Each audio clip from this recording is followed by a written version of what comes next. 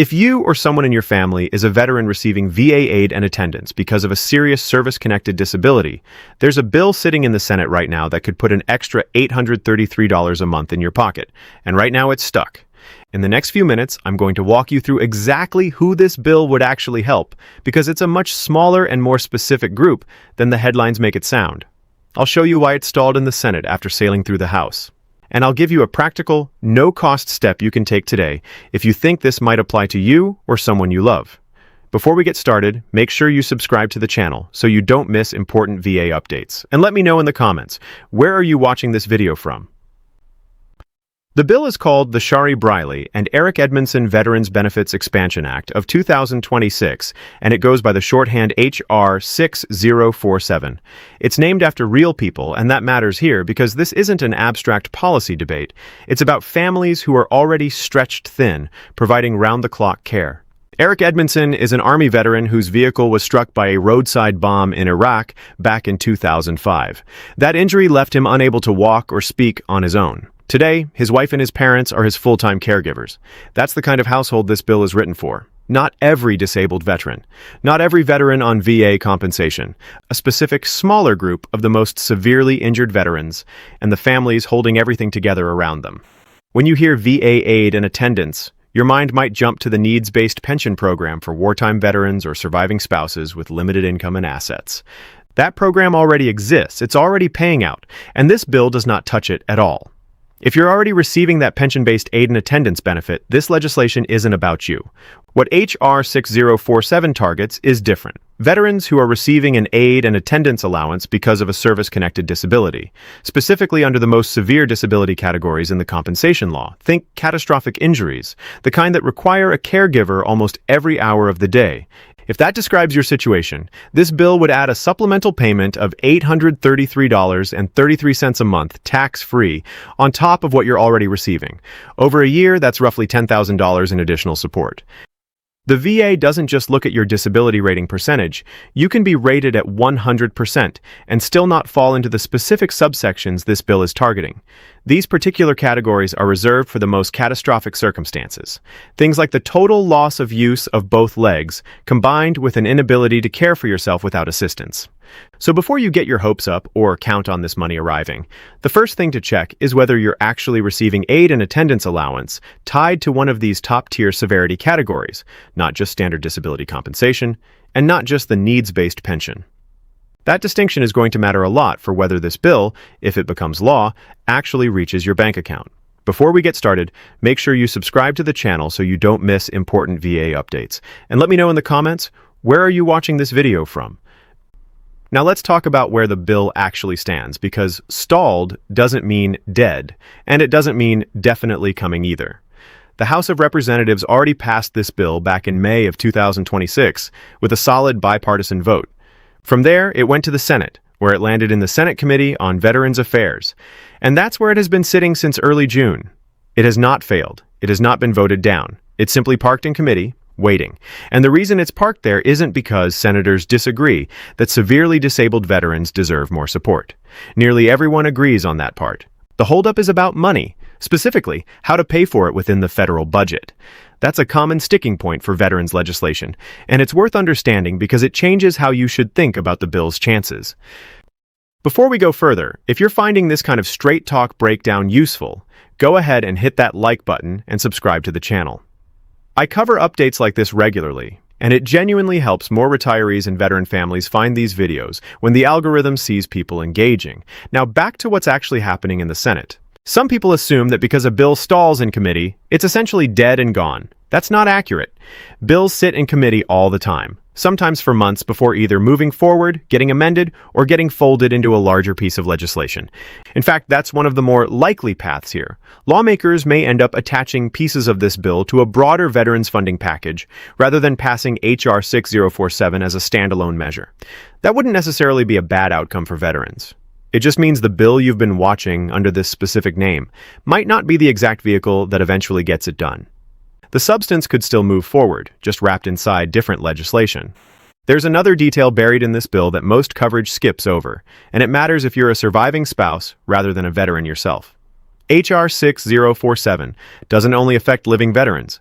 It also includes increases to dependency and indemnity compensation, which is the monthly benefit paid to eligible survivors of service members who died in the line of duty, or veterans who died from service-connected conditions.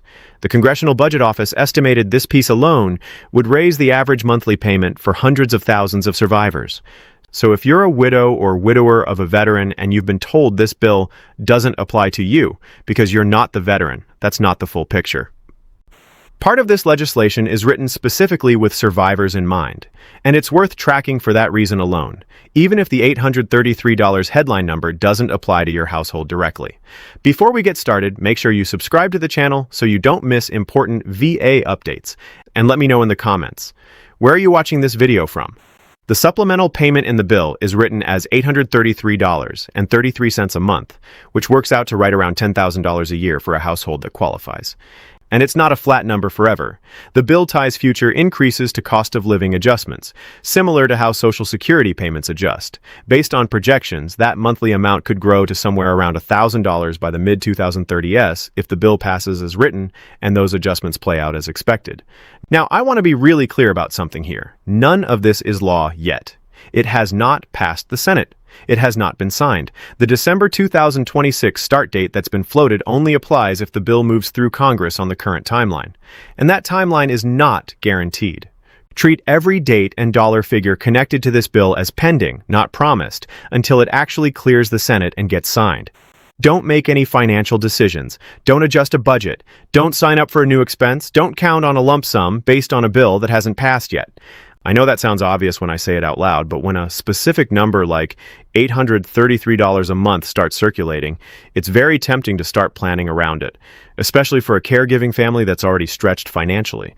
The smarter move is to keep doing exactly what you're doing now with your existing benefits, and treat any potential increase as a bonus if and when it actually arrives, not as income you build a plan around today. First, if you or a family member receives VA compensation, take a few minutes to actually look at what category or subsection your aid and attendance allowance falls under. That single piece of information will tell you far more about whether this bill would apply to you than any headline will. You can find this by reviewing your VA award letter or by contacting a Veterans Service Officer, which is a free resource many people don't realize is available to them. These are accredited representatives, often through organizations like the VFW, the American Legion, or Disabled American Veterans, and they can review your specific case at no cost and tell you exactly where you stand. If you're a veteran or a caregiver trying to figure out what to do next, reaching out to a Veterans Service Officer isn't just useful for understanding this particular bill. It's useful because these officers can also review your entire benefits picture and flag things you may be eligible for right now under current law that have nothing to do with H.R. 6047 at all. Aid and attendance eligibility criteria, disability rating reviews, and survivor benefits are areas where a surprising number of veterans and spouses are underclaiming what they're already owed, simply because nobody walked them through it. So even if this bill stalls for another 6 months, or gets rewritten entirely, that same phone call to a VSO could uncover benefits you're entitled to today. That's not speculation about a future bill. That's using this moment as a prompt to actually get your current benefits reviewed by someone qualified to look at your specific paperwork. Before we get started, make sure you subscribe to the channel so you don't miss important VA updates. And let me know in the comments, where are you watching this video from? H.R. 6047 passed the House back in May, and it's been sitting in the Senate Committee on Veterans Affairs since June, held up over how to fund it, not over whether veterans deserve it. If it passes, it would add $833.33 a month, tax-free, for a specific group of veterans receiving aid and attendance allowance under the most severe service-connected disability categories, plus increases for eligible survivors through dependency and indemnity compensation. It does not affect the existing needs-based aid and attendance pension program, which is a completely separate benefit already in place. None of it is guaranteed, none of it is law yet, and the timeline could shift. Don't wait on Congress to find out where you stand. The one action to take today is simple. Pull out your VA award letter or place a free call to a Veterans Service Officer and find out exactly what category your benefits fall under right now. Whatever happens with this bill in the Senate, that's information worth having either way. Before we get started, make sure you subscribe to the channel so you don't miss important VA updates. And let me know in the comments, where are you watching this video from? I know following legislation like this can feel like a lot, especially when the details keep shifting and the stakes are personal. But you don't have to track every committee hearing yourself. That's exactly what I'm here for. I'll keep watching this bill and let you know the moment anything changes, whether that's a Senate vote, an amendment, or it getting folded into another package.